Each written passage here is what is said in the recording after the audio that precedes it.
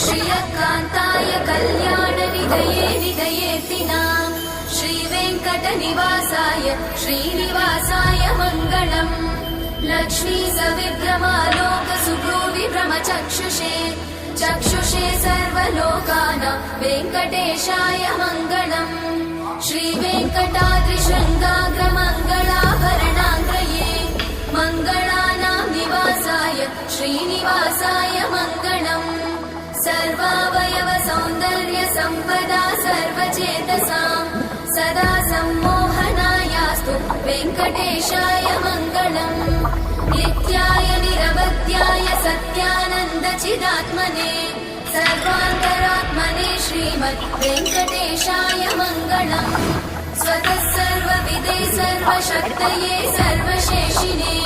सुलभाय सुशीलाय वेङ्कटेशाय मङ्गलम्।